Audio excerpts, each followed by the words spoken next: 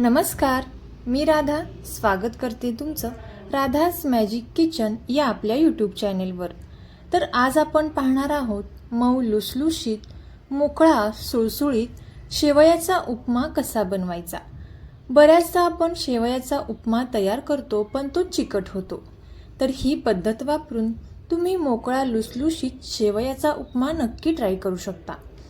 चला तर मग आजच्या रेसिपीला आपण सुरुवात करूया।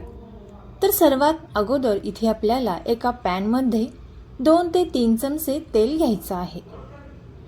तेल छान गरम झाल्यानंतर यामध्ये एक अर्धा चमचा मोहरी आणि अर्धा चमचा जिरे घालायचे आहेत। मोहरी आणि जिरे छान तडतडल्यानंतर यामध्ये आपण थोडेसे शेंगदाणे घालून घेतलेले आहेत। त्यानंतर 2 ते 3 बारीक चिरून घेतलेली हिरवी मिरची, थोडासा कढीपत्ता घालायचा आहे आणि फ्रेश मटार इथे मी वापरलेले आहेत। जर तुम्हाला मटार आवडत नसतील तर तुम्ही इथे मटार हे स्किप करू शकता। आता आपण हे छान असं परतून घेणार आहोत। एक 3 ते 4 मिनिटांपर्यंत आपल्याला हे छान असं परतून घ्यायचं आहे, जेणेकरून शेंगदाणे आणि मटार छान असे तेलामध्ये परतले जातील। आता हे परतून घेतल्यानंतर 1 कप शेवया इथे मी घेतलेल्या आहेत। आता या शेवया आपल्याला यामध्ये परतून घ्यायच्या आहेत। तोपर्यंत जर तुम्ही आपल्या चॅनेलवरती नवीन आला असाल तर नक्कीच आपल्या चॅनेलला सबस्क्राईब करा आणि सबस्क्राईबच्या पुढचे बेल आयकॉनचे बटन दाबा, जेणेकरून इथून पुढच्या छान छान रेसिपीज सर्वात अगोदर तुम्हाला पाहायला भेटतील। आता गॅसचा फ्लेम कमी करून मंद आचेवरती आपल्याला या शेवया छान अशा परतून घ्यायच्या आहेत। जोपर्यंत शेवयांचा हलकासा कलर चेंज होत नाही तोपर्यंत इथे आपल्याला या परतून घ्यायच्या आहेत। आता इथे मी 3 ते 4 मिनिटांपर्यंत या शेवया छान अशा परतून घेतलेल्या आहेत। त्यानंतर चवीनुसार मीठ घालून घ्यायचं आहे।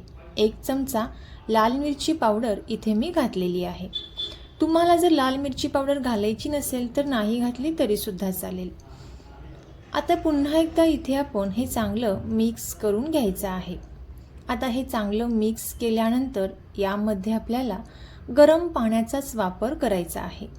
सर्वात महत्त्वाची ट्रिक म्हणजे इथे शेवयाचा उपमा तयार करताना या शेवया आपल्याला छान अशा भाजूनच घ्यायच्या आहेत। या पद्धतीने शेवया जर आपण छान अशा भाजून घेतल्या नाहीत, छान अशा परतून घेतल्या नाहीत तर शेवया चिकट होतात। आणि त्यानंतर यामध्ये आपल्याला 1.5 कप उकळलेलं कडकडीत गरम पाणीच घालायचं आहे।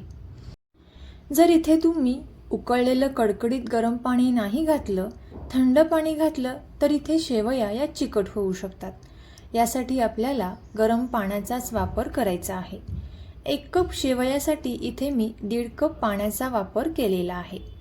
आता हे चांगलं मिक्स केल्यानंतर यावरून आपल्याला थोडीशी कोथिंबीर घालून घ्यायची आहे आणि यावरती झाकण ठेवून गॅसचा फ्लेम कमी करून एक 5 मिनिटांसाठी छान अशी वाफ येऊन द्यायची आहे।